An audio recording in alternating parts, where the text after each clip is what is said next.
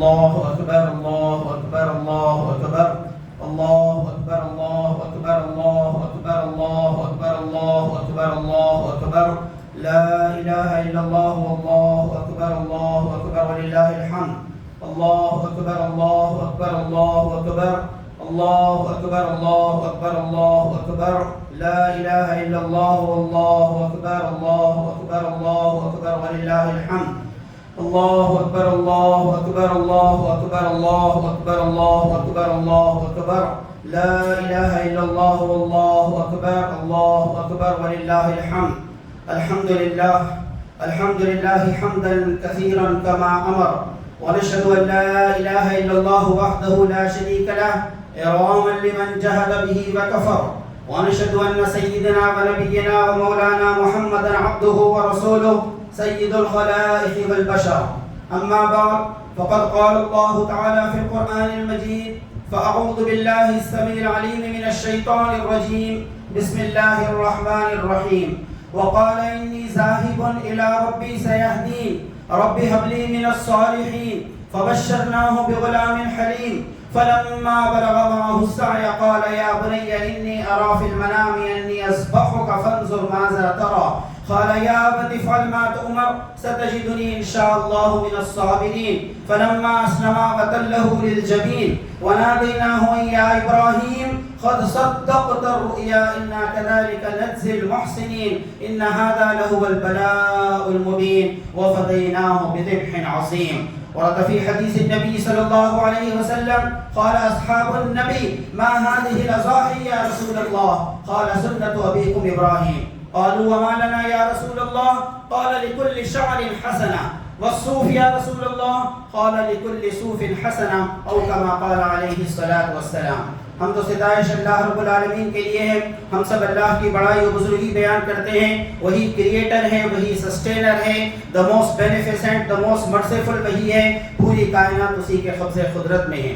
درود و سلام و محمد عربی صلی اللہ علیہ وسلم پر جنہیں اللہ تعالیٰ نے the ultimate and final messenger, آخری نبی اور آخری رسول بنا کر بینیفیکٹر آف ہیومینٹی, محسن انسانیت بنا کر روانہ فرمایا. سامعین محترم, پوری دنیا کے مسلمان عید الاضحیٰ یعنی بقرعید منانے کے لیے عیدگاہوں میں اور مساجد کے اندر جمع ہوئے ہیں, اور لگ بھگ 3 ملین مسلمان جنہیں اللہ تعالیٰ نے, جن پر اللہ تعالیٰ نے ایک بہت بڑا فضل کیا, بہت بڑے انعام سے نوازا, وہ خانہ کعبہ کے پاس منا اور عرفات کے میدان میں حج کے لیے جمع ہوئے ہیں. یہ سارے کے سارے مسلمان قابل مبارکباد ہیں. اللہ تعالیٰ ان سب کے حج کو قبول فرمائے, اور اے اللہ ہم سب کی قربانیوں اور نماز عید الاضحیٰ کو قبول فرمائے. اس عید کو ہمارے لیے مبارک عید بنائیں. دراصل عید الاضحیٰ حضرت سیدنا ابراہیم علیہ السلام کی ایک عظیم سنت کو یاد دلاتی ہے. جبکہ انہوں نے خواب میں دیکھا کہ وہ اپنے بیٹے کو ذبح کر رہے ہیں, اور کسی لاگ و لپیٹ کے بغیر ڈائریکٹ انہی الفاظ میں جن کا ذکر قرآن مجید نے کیا, انی اذبحک, بیٹا میں نے خواب میں دیکھا ہے کہ میں تجھے ذبح کر رہا ہوں. فانظر ماذا ترى, بتاؤ تمہارا کیا خیال ہے, کیا اوپینین ہے تمہارا. قال یا ابت افعل ما تؤمر, ابا جان وہ کر ڈالیے جس کا آپ کو حکم دیا گیا ہے. ستجدنی انشاءاللہ من الصابرین, اگر اللہ نے چاہا تو آپ مجھے صبر کرنے والوں میں سے پائیں گے. فلما اسلما وتلہ للجبین, جو لفظ اللہ تبارک و تعالیٰ نے یہاں استعمال کیا اس پر غور کیجئے. فلما اسلما, وہ دونوں مسلم ہو گئے. مسلم تو تھے پہلے سے, ایمان والے تو تھے پہلے سے, لیکن اسلام یہ ہے کہ اللہ کے حکم کے آگے اپنے آپ کو سرنڈر کر دیا جائے, اپنے آپ کو پیش کر دیا جائے کہ میرے رب میں حاضر ہوں آپ کے حکم پر عمل کرنے کے لیے. فلما اسلما, پھر وہ دونوں سرنڈر ہو گئے, مسلم ہو گئے. وتلہ للجبین, اور پیشانی کے بل لٹا دیا اپنے بیٹے کو. اور اس وقت جب کہ وہ چھری چلانے کا ارادہ کر رہے تھے, آواز آئی ونادیناہ یا ابراہیم, اے ابراہیم قد صدقت الرؤیا, تم نے اپنے خواب کو سچا کر دکھایا. انسانوں کی قربانی, انسانوں کی بلی چڑھانا, انسانوں کے گلے پر چھری چلانا یہ کسی زمانے میں اللہ تعالیٰ کو پسند نہیں رہا ہے، کسی نبی کی شریعت میں اس کی اجازت نہیں دی گئی ہے۔ قد صدقت الرؤیا ابراہیم، تم نے اپنے خواب کو سچا کر دکھایا، اور یہ کہ اس خواب کو سچا کرنے کے نتیجے میں اللہ تبارک و تعالیٰ تمہیں بڑے انعام سے نوازتے ہیں، اور وہ انعام یہ ہے کہ انی جاعلک للناس اماما، ہم تمہیں پورے عالم کا امام بناتے، لیڈر بناتے، قائد بناتے۔ 4000 سال پہلے کا واقعہ ہے، لیکن آج جبکہ دنیا کی پاپولیشن 7.5 to 8 بلین ہو چکی ہے، اتنی بڑی آبادی، 800 کروڑ انسانوں میں لگ بھگ 600 کروڑ ایسے لوگ ہیں جو حضرت ابراہیم علیہ السلام کا نام احترام سے لیتے ہیں، اس میں یہودی بھی شامل ہیں، اپنے بچوں کا نام ابراہم رکھتے ہیں، اپنے بچوں کا نام یوسف علیہ السلام کے نام پر جوزف رکھتے ہیں، اور پھر یہ کہ اسحاق علیہ السلام کے نام پر آئزک رکھتے ہیں۔ بڑے احترام سے یہودی ان کا نام لیتے ہیں، بڑے احترام سے عیسائی ان کا نام لیتے ہیں، اور مسلمان وہ تو کہتے ہیں کہ ان کا نام لینے کا حق صرف ہمیں حاصل ہے، اس لیے کہ ما کان ابراہیم یہودیوں ولا نصرانیہ، حضرت ابراہیم علیہ السلام نہ یہودی تھے نہ عیسائی تھے، ولیکن کان حنیفا مسلما، وہ ایک سچے اور پکے مسلمان تھے۔ صرف مسلمانوں کو حق ہے کہ وہ حضرت ابراہیم علیہ السلام کا نام۔ تو حضرت ابراہیم علیہ السلام کا میسیج یہ دراصل دعوت توحید ہے، وننس آف گاڈ ہے، ایک خدا کی خدائی کا، ایک رب کی بڑائی کا، اس کی کبریائی کا اعلان ہے، اور یہ اعلان اس وقت پوری دنیا کے سامنے کرنا ہے۔ افسوس کا معاملہ یہ ہوا کہ مسلمان خود شرک میں مبتلا ہوئے، مسلمان خود توحید کے اس عقیدے پر مضبوطی کے ساتھ قائم نہ رہے۔ عقیدے میں توحید نہ ہو، اعمال میں سنت نہ ہو، تو انسان کی پوری زندگی بیکار ہے، اور قیامت میں یہ اعمال کام نہیں آئے۔ کسی گاؤں سے ایک علم گزارا جا رہا تھا، اور مسلمان اس علم کو لے کر جا رہے تھے۔ محرم میں علم بٹھایا جاتا ہے بعض گاؤں کے اندر، تو وہ اتنا بڑا تھا کہ اس کے نتیجے میں الیکٹرک وائر کو کاٹ دینا پڑا، اس لیے کہ جھکا کر لے جائیں تو لوگ سمجھتے تھے کہ بے حرمتی ہو رہی ہے۔ وائرز کو کاٹ دیا گیا، 2 دن تک اس گاؤں میں کرنٹ نہیں رہا۔ تو 2 نان مسلم غیر مسلم لوگ باتیں کر رہے ہیں، آخر مسلمانوں کو اتنا بڑا عالم بنانے کی کیا ضرورت تھی؟ تو دوسرے نے جواب دیا کہ بھائی وہ لوگ کیا کر سکتے ہیں بیچارے، قرآن میں اس کا جتنا سائز بتایا گیا ہے بس اتنے سائز کے مطابق ہو۔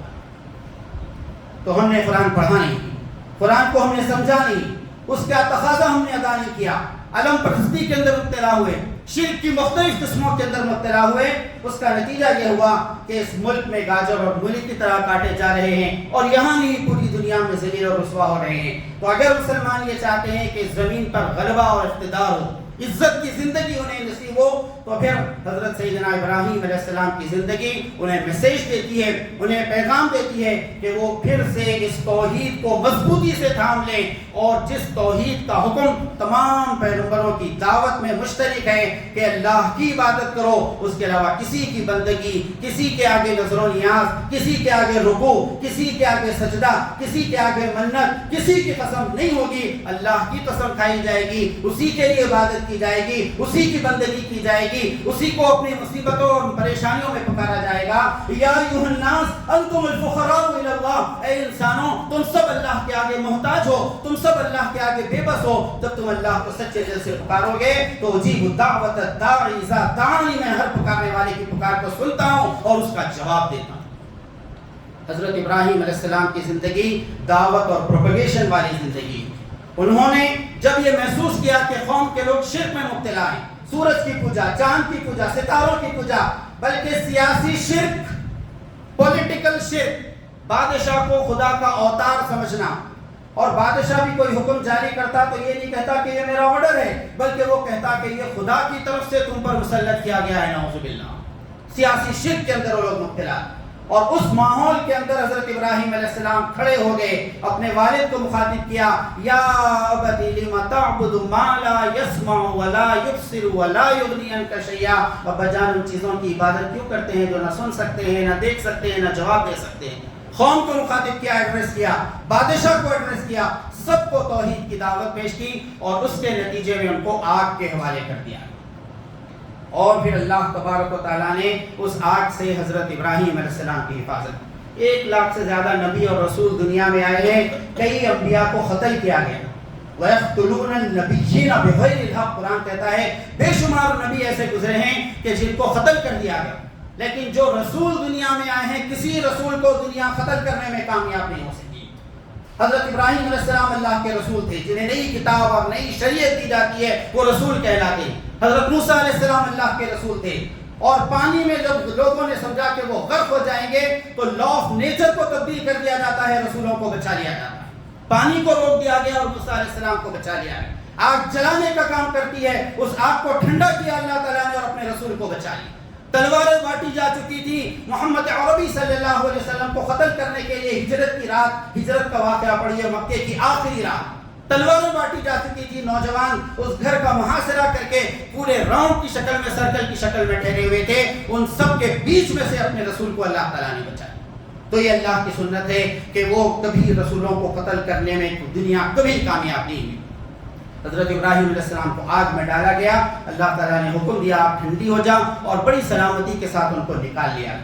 اب جب کہ دنیا یہ سمجھ رہی تھی کہ گھر سے نکال دیے گئے، قوم سے باہر کر دیے گئے اور بادشاہ نے ملک چھوڑنے کا حکم دیا، اب چیپٹر کلوز ہو گیا، دنیا یہ سمجھ رہی تھی۔ لیکن آج کے مسلمانوں کو جو اس ملک میں بڑی پریشانیاں اٹھا رہے ہیں، بڑی آزمائشوں سے گزر رہے ہیں، ان کے سامنے حضرت ابراہیم علیہ السلام کی زندگی ایک بڑا میسج دیتی ہے کہ یہاں اینڈ پوائنٹ نہیں ہے، یہاں کی زندگی کا خاتمہ نہیں ہے، 15 سے 20 کروڑ مسلمانوں کو یوں ہی چھٹیوں میں مسئلہ نہیں جا سکتا، بلکہ یہاں سے آغاز ہوگا۔ اسلام کی فطرت میں قدرت نے لچک دی ہے، اتنا ہی یہ ابھرے گا جتنا کہ دباؤ، جب جب کوشش کی جائے گی اسے دبانے اور ختم کرنے کی، یہ اتنا ابھرے گا اور پوری شان کے ساتھ ابھر کے آئے گا۔ یہ میسج، یہ پیغام مسلمانوں کو اچھی طرح سمجھ لینا چاہیے، یہ استقامت کا پیغام۔ ان الذين قالوا ربنا الله ثم استقاموا، وہ لوگ جو کہتے ہیں کہ اللہ ہمارا رب ہے، اس پر جم جاتے ہیں، تتنزل علیہم الملائکہ، اللہ تعالیٰ فرشتوں کو بھیجتا ہے ان کے پاس، اور فرشتے آتے ہیں اور کہتے ہیں لا اللہ تخافوا ولا تحزنوا، نہ ڈرنے کی ضرورت ہے، نہ انزائٹی کی ضرورت ہے، بلکہ وابشروا بالجنہ، تمہیں جنت کی بشارت دی جائے۔ حضرت ابراہیم علیہ السلام کا ایک عظیم الشان مشن یہ تھا کہ انہوں نے اس وقت کی آبادی کے بڑے حصے کو کور کیا اور اسلام کا میسیج پہنچا۔ 3 اہم ترین میسیجز حضرت ابراہیم علیہ السلام کی زندگی سے ملتے ہیں، وہ کہہ کر میں اپنی بات کو ختم کرتا ہوں۔ اس کو آپ UGC سے یاد رکھیے، ہمارے ہاں تو UGC یونیورسٹی گرانٹ کمیشن کے لیے استعمال ہوتا ہے۔ یو تھا ان کا یونیورسل تھنکنگ، آفاقی سوچ، کہ بات یہاں ختم نہیں ہو رہی ہے، صرف عراق کے اندر میری ہسٹری ختم نہیں ہو جائے گی، میں یہاں سے نکلوں گا۔ بعض کتابوں میں تو لکھا ہے کہ ایجپٹ یا مصر تک گئے، اپنے بیٹے کو لے کر فلسطین گئے اور مسجد اقصیٰ کا جو مرکز تھا اس مرکز کی بنیاد اور فاؤنڈیشن ڈال دی۔ اپنے بیٹے حضرت اسماعیل علیہ السلام کو لے گئے اور مکے کی بے آب و گیا وادی، جہاں ہر طرف ہیبت ناک ریتی کے پہاڑ کے سوا اور کچھ نظر نہیں آتا تھا، وہاں لے جا کر آباد کیا اور بیت اللہ، اللہ کا گھر بنایا، جو آج پوری دنیا کے 150 کروڑ مسلمانوں کا مرکز ہے۔ نبی کریم صلی اللہ علیہ وسلم نے امت کو قرآن دیا، حضرت ابراہیم علیہ السلام نے امت کو بیت اللہ، خانہ کعبہ کا تحفہ دیا، اور یہ 2 چیزیں مسلمانوں کو یونائٹ کرتی ہیں، متحد کرتی ہیں۔ پوری دنیا کے مسلمان خانہ کعبہ کی طرف رخ کر کے نماز پڑھتے ہیں، اور یہ اتحاد کا سب سے بڑا ذریعہ ہے، اور پوری دنیا کے مسلمان قرآن مجید کو پڑھتے ہیں، اس بنیاد پر متحد ہوتے ہیں۔ تو اگر مسلمان قرآن کی اور کعبے کے طرف رخ کر کے نماز پڑھنے کی ان 2 بنیادوں پر متحد ہو جائیں، دنیا کی کوئی طاقت ان کو نقصان نہیں پہنچا سکتی۔ ایک بہت بڑے شنکر آچاریہ اس ملک کے، ان سے میری بہت تفصیل سے ملاقات ہوئی۔ میں نے ان سے پوچھا کہ اگر ہم آپ کے مذہب کے بارے میں کچھ پڑھنا اور سمجھنا چاہتے ہیں تو کیا پڑھنا چاہیے؟ کہا کہ سب سے بڑا ہمارا مسئلہ یہ ہے کہ ہم کسی کتاب کی ایڈوائز نہیں دے سکتے، اگر میں ایک بات کہوں تو ایک بڑی تعداد ہماری اپنی قوم کے اٹھ کھڑے ہوگی کہ تم غلط کہتے ہو۔ یہ ہمارا بہت بڑا ڈرا بیک ہے، اور تمہارا سب سے بڑا پلس پوائنٹ یہ ہے، پوری دنیا کے مسلمانوں میں سے ایک چھوٹے سے بچے سے پوچھ لیا جائے کہ میں اپنے رب کا پیغام پانا چاہتا ہوں، میں کیا کروں؟ وہ کہے گا قرآن اٹھاؤ، قرآن۔ اسی لیے فرمایا گیا 2 چیزیں تمہارے لیے چھوڑے جا رہا ہوں، لن تضلوا ما تمسکتم بہما، اگر ان کو مضبوطی سے تھام لو گے مسلمانوں ہرگز گمراہ نہیں ہوگے، کتاب اللہ و سنتی، اللہ کی کتاب اور میری سنت۔ تو یونیورسل تھنکنگ اپنے اندر پیدا کریں، بین الاقوامی سوچ اپنے اندر پیدا کریں۔ ہم چھوٹے چھوٹے مسائل میں الجھ جاتے ہیں، بقرعید آتی ہے تو فوری واٹس ایپ پر، سوشل میڈیا پر بحث شروع ہو جاتی ہے، پورے خاندان کی طرف سے 1 بکرا کافی ہے یا ہر آدمی کے لیے قربانی۔ اب وہ بحث 10-15 دن چلتی۔ رمضان آتا ہے تو بس بحث شروع ہو جاتی ہے، تراویح کی نماز 8 ہے یا 20 ہے، اور وہ پورا رمضان ختم ہونے تک نوجوان اسی بحث میں پڑے۔ چھوٹے چھوٹے مسائل میں ہم کو الجھایا جاتا ہے اور ہم اس میں الجھ جاتے ہیں. ہماری پڑوسی ریاست ہے، نیبرنگ اسٹیٹ ہے کرناٹک، وہاں کے مسلمانوں کو بہت الجھایا گیا. راستے بھر کانٹوں والے جھاڑ بچھائے گئے، ان کانٹوں میں ہماری بیٹیوں کا، ہماری بہنوں کا برقع اٹک گیا، حجاب اٹک گیا. وہ برقع اتارا گیا ایگزام لکھنے کے لیے، کسی کی تعلیم کو، ایجوکیشن کو ڈسکنیکٹ کرایا گیا. حلال جو گوشت دیا جاتا ہے اس کو بین لگانے کی کوشش کی گئی. کئی کانٹوں کے اندر ان کو الجھایا گیا. وہ کانٹوں میں نہیں الجھے، پوری دانش مندی اور ہوشیاری کے ساتھ آگے بڑھتے چلے گئے، چھوٹے چھوٹے مسائل کو وہی دباتے چلے گئے. اور جب واپس پلٹا تو اس پورے کانٹے کو، جھاڑ کو اٹھا کر زمین سے پھینک دیا. یہ اس وقت مسلمانوں کی اسٹریٹجی اس ملک میں ہونا چاہیے کہ وہ چھوٹے چھوٹے مسئلوں میں ہمیں الجھایا جاتا ہے. کبھی یونیفارم سول کوڈ میں، کبھی ٹرپل طلاق کے مسئلے پر، کبھی کسی اور مسئلے پر.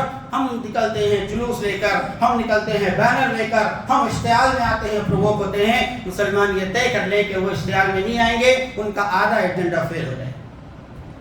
یونیورسل تھنکنگ ہم اپنے اندر پیدا کریں. اور دوسری چیز جس کی ضرورت ہے وہ نئی جنریشن، نیو جنریشن پر ہم توجہ دیں. ہماری نئی جنریشن کہاں جا رہی ہے؟ حضرت ابراہیم علیہ السلام نے بیٹے سے کہا ہے بیٹا میں نے خواب میں دیکھا ہے تم کو ذبح کر رہا ہوں، گھر جا کر ایک چھوٹا سا ایکسپیریمنٹ کریے. بیٹا میں نے خواب میں دیکھا ہے کہ تم نے پب جی کھیلنا چھوڑ دیا ہے. بیٹا میں نے خواب میں دیکھا ہے کہ تم موبائل پر زیادہ وقت نہیں گزار رہے ہو، 1-2 گھنٹے سے زیادہ. بیٹا میں نے خواب میں دیکھا ہے اکیگائی کا کانسیپٹ نوجوانوں میں جاپانیز کانسیپٹ ہے. اس میں یہ ہے کہ کیا چیز آپ کو پسند ہے وہ کریے، جس چیز سے پیسہ آتا ہے وہی کام کریے، جس چیز سے آپ کو لو اور محبت حاصل ہوتی ہے وہی آپ کی زندگی کا مقصد ہے. بس یہ کہہ دیا ہے. اور نوجوان اس اکیگائی کے کانسیپٹ کو IKIGAGUY اکیگائی کا کانسیپٹ یہ لے کر آگے بڑھ گئے نوجوان. راست و قرآن سے کنفرنٹریشن والا، ٹکراؤ والا کانسیپٹ ہے. قرآن کہتا ہے صبغۃ اللہ ومن احسن من اللہ صبغہ، تم اللہ کا رنگ اختیار کرو، اس کے رنگ سے بہتر اور کون سا رنگ ہے. قرآن کہتا ہے ادخلوا فی السلم کافہ، پورے کے پورے اسلام کے اندر داخل ہو جاؤ. تمہاری کیمپس کی لائف، تمہاری کالج کی لائف، تمہارا موبائل، تمہارے گیمز، تمہارے خواہشات، تمہاری تمنائیں، تمہارے آرزویں، تمہارے ایمبیشنز، یہ سب قرآن اور حدیث اور اسلام کے مطابق ہونا چاہیے.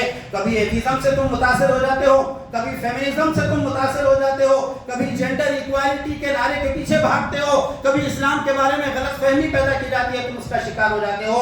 تمہیں ان سب سے اونچا اٹھنا ہے. حضرت ابراہیم علیہ السلام نے اپنے بچوں کی جس طرح تربیت کی تھی، ان کو اسلام کے لیے جس طرح استعمال کیا تھا، اس کے لیے ہمیں زبردست قسم کی اپنی ایک نئی جنریشن کو تیار کرنا ہوگا قرآن اور حدیث کی گائیڈ لائنز پر. تو پہلی چیز یونیورسل تھنکنگ کہ تھنک بگ، بڑا سوچیے، آگے کا سوچیے. وہ جو کام بھی اسٹارٹنگ میں کیا جاتا ہے وہ چھوٹا سا ہی ہوتا ہے. سر سید احمد خان نے علی گڑھ مسلم یونیورسٹی بنائی تو ایک اوور دی نائٹ نے سب کام نہیں کیا، چھوٹے سے مدرسے سے اس کا آغاز کیا. آج یہ کہ پوری دنیا میں لاکھوں ایلیگیرینز پائے جاتے ہیں. تبلیغی جماعت قائم ہوئی چند لوگوں سے میوات کے علاقے میں، آج پوری دنیا میں اس کا ڈنکا بجتا ہے. جماعت اسلامی سید مودودی علیہ الرحمن نے قائم کی، 72 لوگوں سے 72 لوگ جمع ہوئے. آج دنیا کے بڑے مقامات پر ان کا لٹریچر ایک عظیم انقلاب پیدا کر رہا.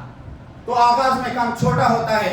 Think big act small. آپ کیا کر سکتے ہیں؟ یہ ہمارا آج کا تیسرا پوائنٹ ہے کہ کنٹریبیوشن. UGC کا C، کنٹریبیوشن کیا ہے، آپ کی خدمات کیا ہیں، آپ نے کیا کیا ہے ملت کے لیے، آپ کا کتنا وقت لگ رہا ہے، کتنا پیسہ اسلام کے لیے لگ رہا ہے، آپ کی نئی جنریشن کا کیا معاملہ ہے. صرف پیٹرول ڈالر کمانے کے لیے، صرف ریال چھاپنے کی مشین تو نہیں ہے.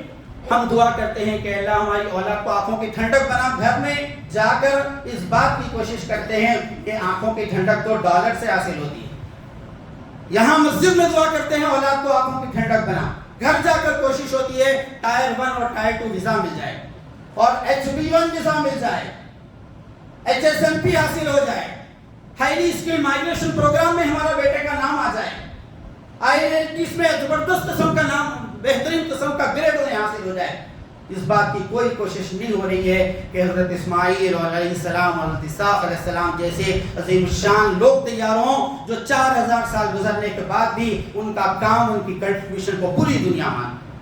تو وہ لوگ جو ایجوکیٹڈ ہیں، وہ جو تعلیم یافتہ ہیں، وہ لوگ جو ویلتھی ہیں، ان کی بڑی ذمہ داری ہوتی ہے. اس وقت مسلمانوں کو اچھے لائرز کی ضرورت ہے، اچھے IAS اور IPS آفیسرز کی ضرورت ہے، سائنٹسٹ کی ضرورت ہے، بہترین قسم کے پولیٹیشینز کی ضرورت ہے. ہم ان سب کی تیاری کا کام کریں. صرف یہ نہیں کہ پیسہ کمانے والی مشین تیار کریں اور بینک بیلنس میں اور اسٹینڈرڈ آف لائف میں اضافہ کرتے جائیں، یہ زندگی کا کوئی مقصد نہیں.